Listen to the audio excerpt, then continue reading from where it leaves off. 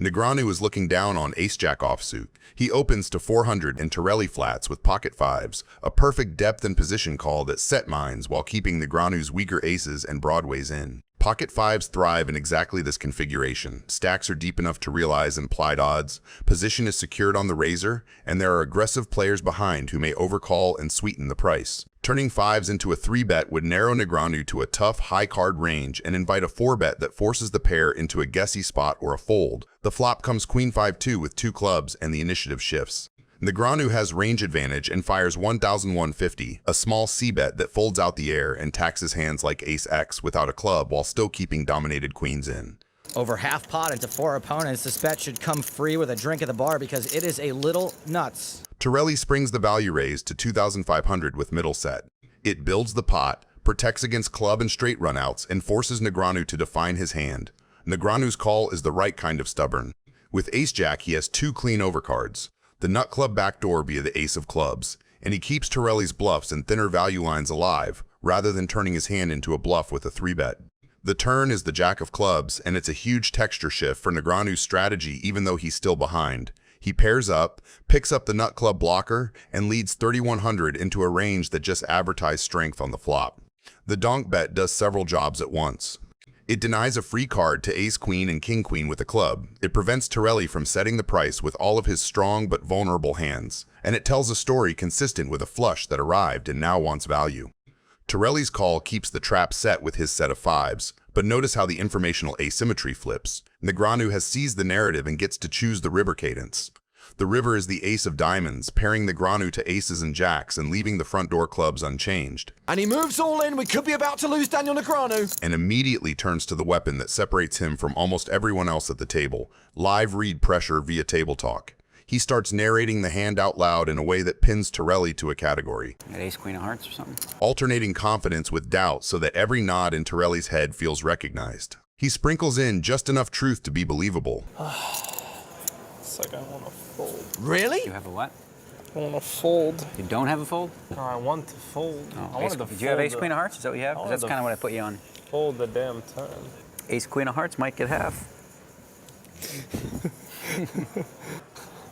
Go for the high, I'll take the low. Might get half. That's good.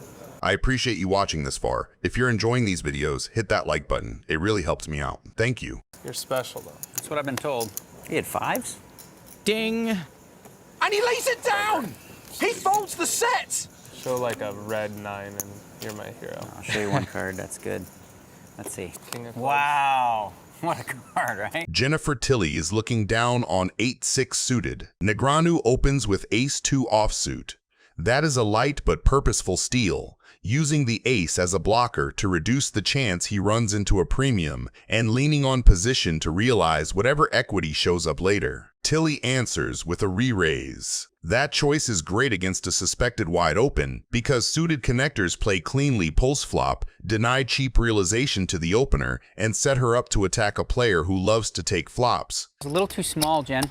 Phil Locke is going to be upset with you after that raise size because it's too small. Last time I took advice from you, I lost the tournament.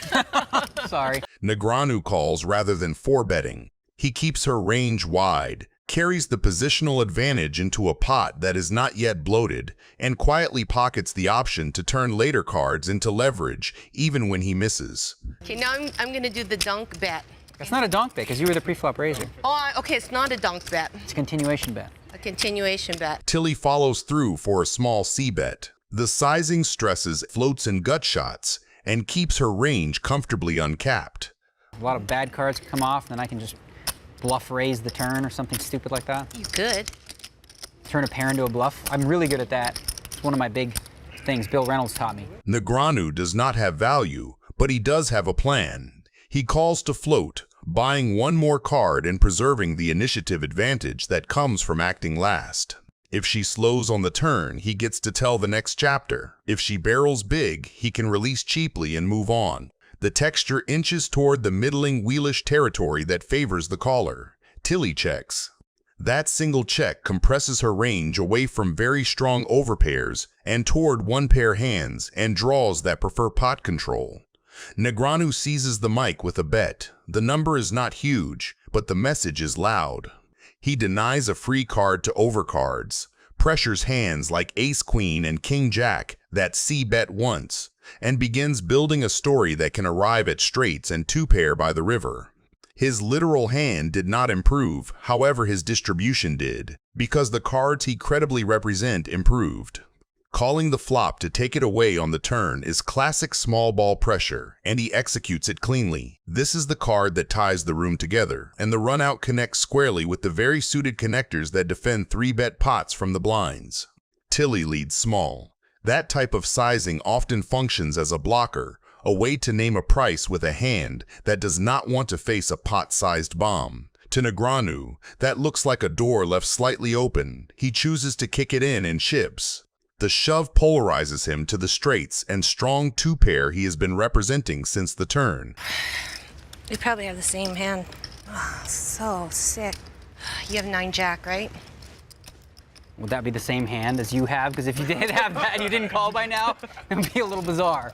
You're in Jennifer Tilly's seat. You have the straight. Negreanu shoves over your small lead. What's your move, snap call, or an impossible fold? And why in one sentence? Best clear answer gets pinned. Oh, God. Oh, you have a 6? Have you raised me with a 6 out of position? No? That's crazy talk. Tilly folds. Daniel Negreanu is looking down on ace-9 offsuit. Negreanu clocks the dynamic immediately. Wiggins is the table's loose cannon, splashing around, loving post-flop control, and hating big, uncomfortable decisions. Negreanu's plan is simple. Lean on that psychology and the betting patterns it produces. Pre-flop, Negreanu opens to $1,600 with ace-9 offsuit, a hand that prints against wide callers and keeps his range uncapped. Lack and Tony G both flat, inviting the very scenario Negreanu wants. A multi-way pot where discipline and range construction matter more than raw cards. Wiggins completes from the big blind with king-queen, already signaling he'd rather see streets than narrow ranges. Tony G checks. I'm gonna bet 5,000. Wiggins does what loose cannons do, fires $5,000 to protect and find out where he is. Negreanu only calls. That flat does 3 things at once. It keeps Lack in a dominated, second-best world. If he sticks around, it conceals bluffs and value under the same hood, and it sets a trap for the sizing tells Wiggins tends to give on later streets. Lack gets out of the way, and we go heads up. The turn is the 5 of clubs. I respect you as equal as I respect Doyle, man. But you're not slacking up on me at all. You really gonna make sure that, you know what I'm saying, you making sure I wear my stripes on this table. That's right. Yeah, you know what I mean? A total brick for the main draws. Watch the bet sizing. Wiggins downgrades to a $2,500 blocker. That's the cap Negreanu was waiting for.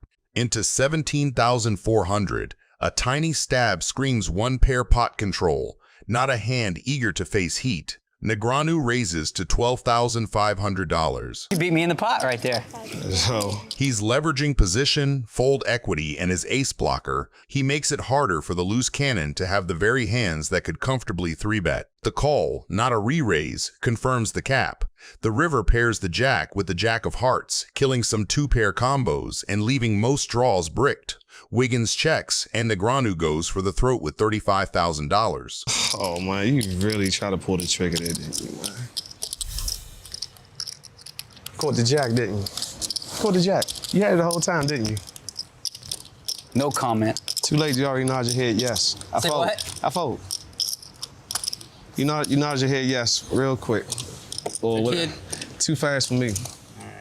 Daniel Negreanu is looking down at 10-7 offsuit, but Seaver has raised to $1,300 with pocket 5s, and Hashem has called with Jack 10 suited. Uh-oh, this is Daniel's favorite hand, and it's actually gotten him into trouble in the big game before. Re-raises on the button to 5,200. He knows Seaver's range is wide and Hashem's flat is vulnerable. Even though it's his favorite hand, he's trying to play the players, not the cards. This raise is about letting them know that he's going to give them a hard time this hand if they decide to play along. Scott Seaver is really hoping Daniel has an overpair so that he has the right implied odds to make this call. Hashem folded, so heads up to the flop. King, deuce, queen.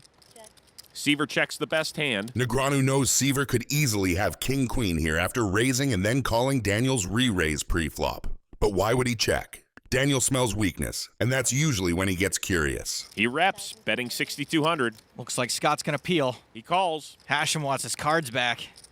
6 of spades on the turn. Seaver checks. Daniel still got just 10 high. This is one of the dangers of having a favorite hand. Daniel does not look like he's about to check. After just calling the flop and checking the turn, Negreanu is probably putting Seaver on a draw or the weak pocket pair he does indeed have. He's thinking, if I apply the right pressure now, Seaver might just fold and give me all the money. Daniel does fire that third barrel, making it 14,200 to go. I could justify Scott's call on the flop thinking maybe Daniel would shut down after one bet, but Daniel certainly hasn't shut down. Seaver keeps it going. He calls. Seaver's totally stationing Negreanu. You mean like a calling station? Exactly. 4 clubs on the river. Seaver checks. Sick. Daniel fires 36,000. Seaver is capped, checked every street, and never repped strength. Daniel has nothing, but he knows Seaver is weak enough to fold. This is a masterclass. Folds the winner. Phew-wee. You had me staring. I had my favorite hand. You know what that is?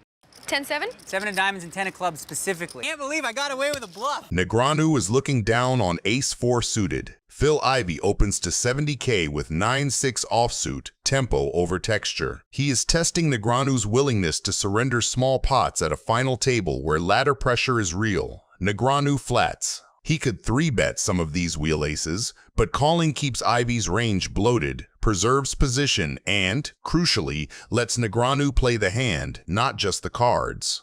Check from Negreanu invites the expected feeler. Ivey obliges for 60K, a sizing that says, I'm betting range, rather than I'm betting hand. Negreanu snaps the narrative back with a raise to 160K. That raise does 2 jobs at once. It tests the auto C-bet and plants the seed that he can absolutely have a queen from the pre-flop flatting range. More importantly, it announces, you don't get to cruise through this pot. Ivey just calls. An elegant counter. He declines to re-raise into the story. Negreanu is telling, keeps his own range elastic, and sends a silent message, I'm not folding, keep talking. The card perks up Ivey's equity and brings the heart door. Excellent leverage material. Negreanu checks after representing big strength on the flop. That slowdown is intentional. If you're holding a queen, you often trap here, and if you're light, you want Ivey to bet himself into a corner. Ivey fires 225K. This is a pressure bet more than a value bet. He's attacking the pause and using the new equity the turn gave him to justify heat. Negreanu's call is commitment to the role he chose on the flop. Strong hands call to spring the river. Weak hands with backbone call to keep the lie consistent. Either way, the call keeps Ivey in the cage. Backdoor hearts arrive. Negreanu checks once more, inviting the last chapter in the conversation. With the 9 of hearts in his hand, he blocks some flushes, which makes this river stab a high-quality bluff candidate, and the line he's chosen credibly represents a queen that never blinked or a hard hand that improved. You are in Negreanu's seat. All game long, both players showed bluffs. What is your move, call or fold, and why in one sentence? Best clear answer gets pinned. Look, I don't have that good a hand, but I don't know. I felt like he was going to try to make a goofy move, so I might pay him. Trying to say you have a queen, sir? When do you have, how do you, you're going to learn my trick, how to flop trips? I lost my screen. I don't know. Okay, I played good, kinda, except you got there.